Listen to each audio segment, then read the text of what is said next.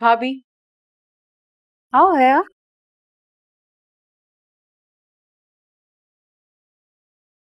सोच रही थी वैसे ही कि बहुत खुशी की बात है। पहले आपके पेरेंट्स राहिल की बर्थडे के लिए आए और अब डिनर के लिए आएंगे। नहीं है यार, मेरे पेरेंट्स नहीं आ रहे। क्यों? क्यों नहीं आ रहे? बिजी हैं? नहीं, बिजी तो नहीं है। तो फिर तो उनको जरूर आना चाहिए। नहीं है यार, मुझे नहीं लगता कि मेरे पेरेंट्स को बिजनेस से जुड़े किसी इवेंट पे आना चाहिए। ये कोई फैमिली इवेंट तो है नहीं। लेकिन ये तो पूरी फैमिली की खुशी है और मुझे लगता है कि सबको मिलकर साथ सेलिब्रेट करना चाहिए। एक काम करती हूँ ना, अम्मी जान से कहती हूँ कि आपकी अम्मी को स्पेशली कॉल करके इनवाइट करें। नहीं, तुम मम्मी जान से कुछ नहीं कहोगी। मैं नहीं चाहती कि मेरे घर से कोई इस तरह से जल्दी जल्दी में बुलाया जाए। ये मेरे पेरेंट्स की रिस्पेक्ट के खिलाफ है।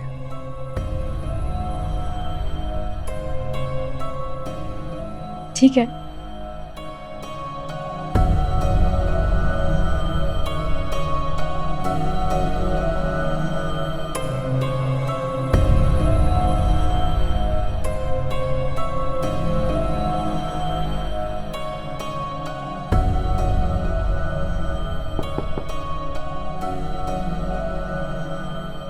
आओ है यार।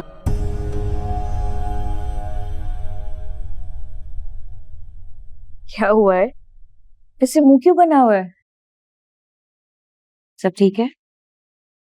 रिफत भाभी कह रही हैं कि उनके पेरेंट्स नहीं आएंगे इस इवेंट पे क्योंकि ये घर का इवेंट है। आपके पेरेंट्स तो आएंगे ना? नहीं आया। मेरे मेरे घर वाले भी नहीं आएंगे। क्यों? क्योंकि अम्मी जान ने उनके यहाँ आने पे पाबंदी लगा दी है, इसलिए। पाबंदी? क्या मतलब है इस बात का? अम्मी जान को लगता है कि अगर रिफत भाभी के घर वाले या मेरे घर वाले यहाँ पर आते हैं तो यहाँ के मामलात में मुदाखलत करते हैं, इसलिए उन्होंने आने से मना कर दिया है। वाकई ऐसा है? आई एम सॉरी, मुझे पता नहीं था इस बारे में, वरना मैं आपसे नहीं पूछती। कोई बात नहीं।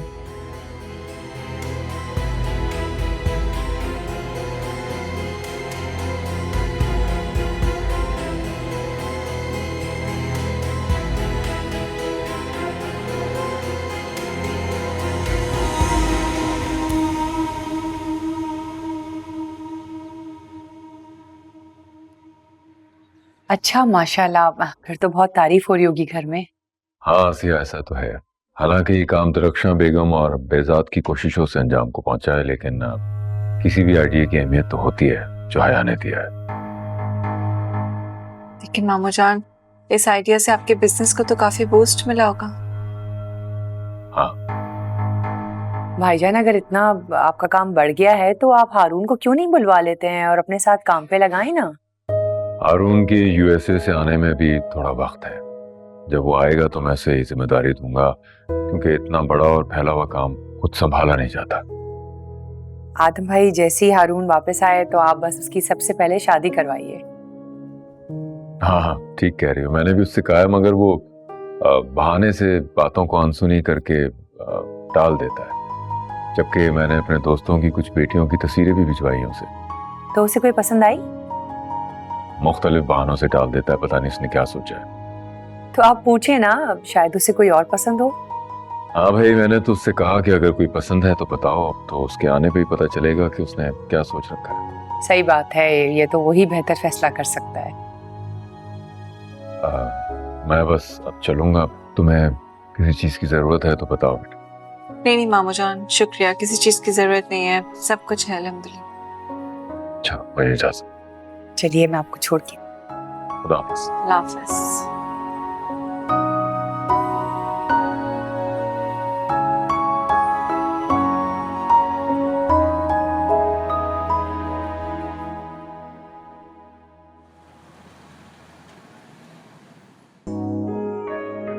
Welcome everyone. बहुत ही खुशगवार सा एहसास हो रहा है। Thank you so much guys, आप हमारे इतनी खुशी के मौके पर शरीक हुए हमारे साथ।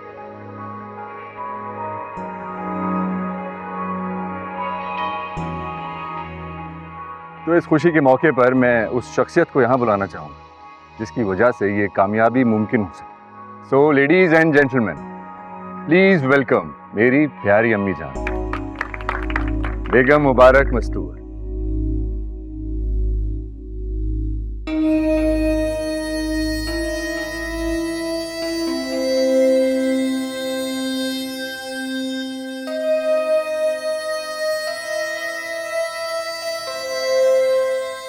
आप सब लोग हमारी खुशी में शरीक हुए, उसका बहुत बहुत शुक्रिया।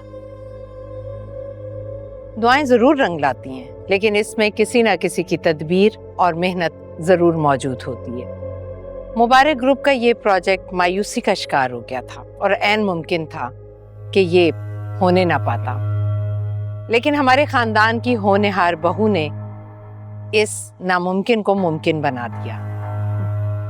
हया, इधर आओ।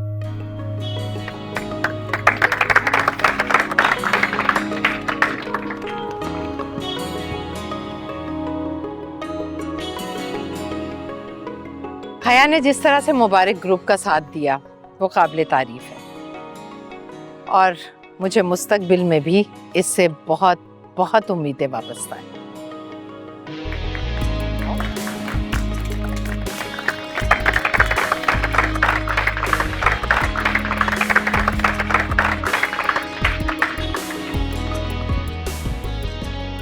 मैं बहुत डिप्रेशन में थी, पता नहीं कौन कौन सी सोचें मेरे दिमाग में चल रही थी, लेकिन अब मैं बहुत रिलैक्स्ड हूँ।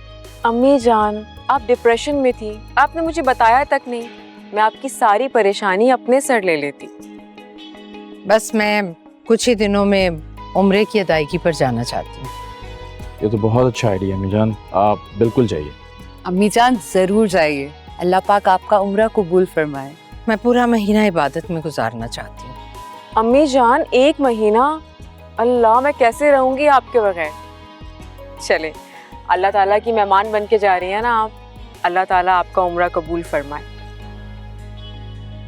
रोहान, मेरा टिकट और बाकी इंतजामात कंप्लीट करवा दो। जी जी जरूर, मैं ट्रैवल एजेंट से बात कर लूँगा। अम्मी जान, हम सब के लिए बहुत दुआ कीजिएगा। आपको जो भी हेल्प चाहिए पैकिंग में मुझे बताइएगा, मैं कर दूँगी।